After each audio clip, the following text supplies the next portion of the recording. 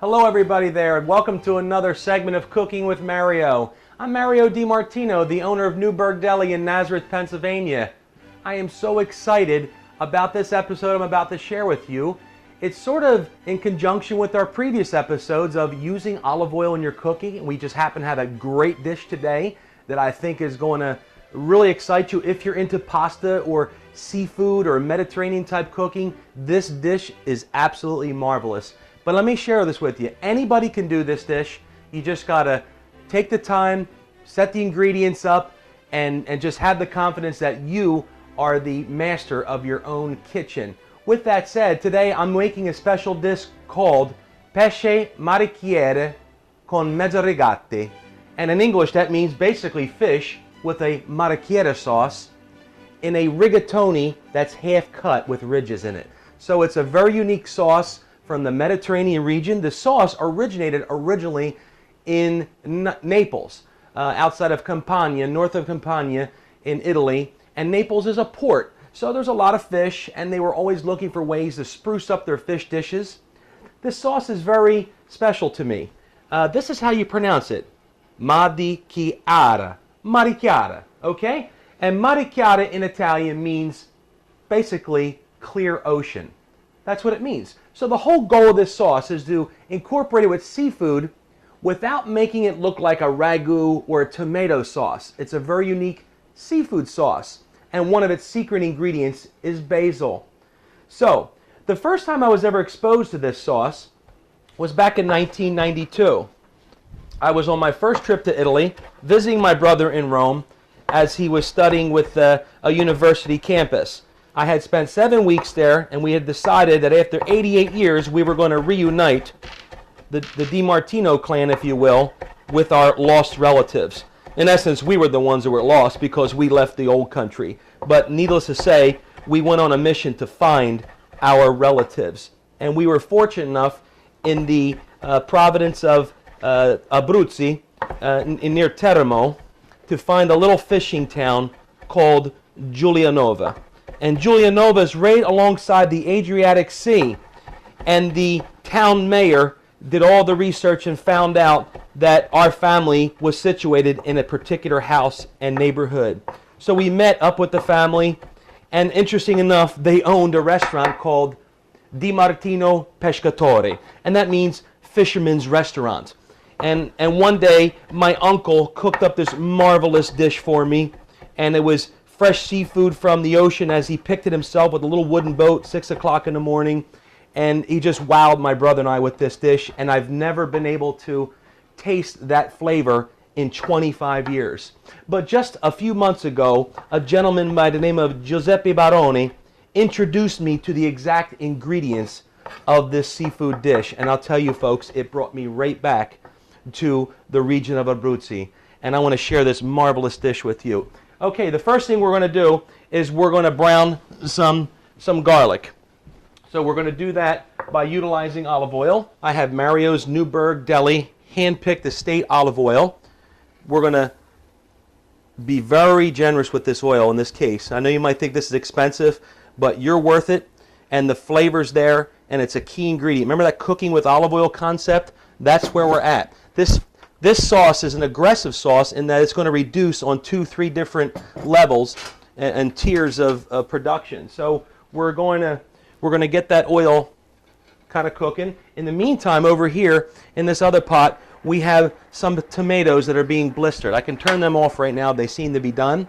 There's a reasoning why we're going to use tomatoes to be blistered. And we have pasta cooking over here, which is the mezzo rigati, or half rigatoni with ridges. We've turned off our tomatoes. We're going to let them steep a little bit. Our oil is starting to come up to par. We're going to get our garlic. I know you said, well, you use a lot of garlic in your cooking. Well, I'll tell you what, it's the flavor, it's the health, it's the ethnicity. So getting that garlic going real good is your first objective. Okay, it's actually almost done. You only need about 30 or 40 seconds, so less than a minute on the garlic. In the meantime, I'll put this fish aside for a second. In the meantime, we're going to take these tomatoes out, and we're going to go to the sink, and we're going to give them a light rinse with cold water. We blistered them for a reason. Now what you want to do is you want to use tomatoes that are really tomatoes. You don't want the hothouse tomato effect. You want to use tomatoes that are vine ripened, bursting in red, juicy flavors. You're going to take them out, and you're going to take the skins off as quickly as possible without burning yourself. It's a little bit of tedious task, but it's worth it. You don't really want to use canned tomatoes in this application. Your next goal, fillet the tomato. And in this case, you want to fillet the outside of the tomato. You're only going to use the outer flesh of the tomato for really nice ripe tomatoes from the garden. Now your goal with the tomatoes, which is a pomodoro in Italian, and a pomodoro really means apples of gold. So Italians esteem the tomato as an apple of gold, is to make a filetto di pomodoro, just of the flesh. Okay, the outer flesh. This is where you're going to get that clear ocean look from without utilizing all the seeds in the center and getting the full effect of a robust marinara of sorts. It's a light ocean color. So you're making a filetto. Now I'm going to dice across the grain with those tomatoes, tiny, tiny chunks. Excellent. Now after we dice those tomatoes, we're going to get our basil into the mix. So we're going to put our basil there, and you don't want to brown the basil. You want to add a little wine to keep the basil supple. Your next ingredient is going to be roughly 2/3 of a stick of butter. The recipe I'm showing you today is going to be able to feed 4 very hungry seafood lovers. So we've got the basil, we've got the garlic, we've got the butter reducing. It's a very aggressive sauce. There's a few stages of reduction, like I said before. In some recipes, I saw a guy actually put some chicken stock in there. I wasn't a big fan about that because I think he crossed the cooking rules with chicken stock. So chicken and fish didn't seem good to me. But the original recipe from ancient Italy calls for actually a fish stock. In this case, I do have fish present. Don't have a fish stock. Hard to come by. So I'm going to use, believe it or not, some vegetable stock. I'm not talking about MSG vegetable stock. I'm talking about a pure vegetable stock you get from a provisions company or even at the supermarket. And it's just derived strictly from carrots and celery and cauliflower and all those special things. So you want to put about a half a teaspoon of vegetable stock in there. You keep the white wine kind of going.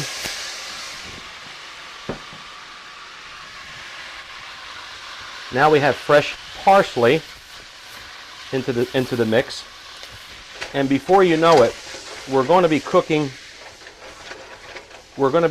down some of the seafood. Which brings me to a seafood preparation section of this meal. In this case, I'm using a beautiful codfish or bacala. I'm also using calamari and some shrimp, like they did in the Mediterranean. Your goal with the fish is to have larger chunks so you can portion it out to your guest. I would say chunks that are, maybe 2 to 3 inches in diameter. They're going to be a little harder to cook, so you're going to have to put that fish in first. Okay? In this case, I got 2, 4, 6. I got 8 pieces for 4 people. Sounds about right. I'm going to place them gently into the mix. You're going to add your tomatoes. You could turn up a little bit. You're looking for a thicker sauce. You don't want a watery sauce in this instance.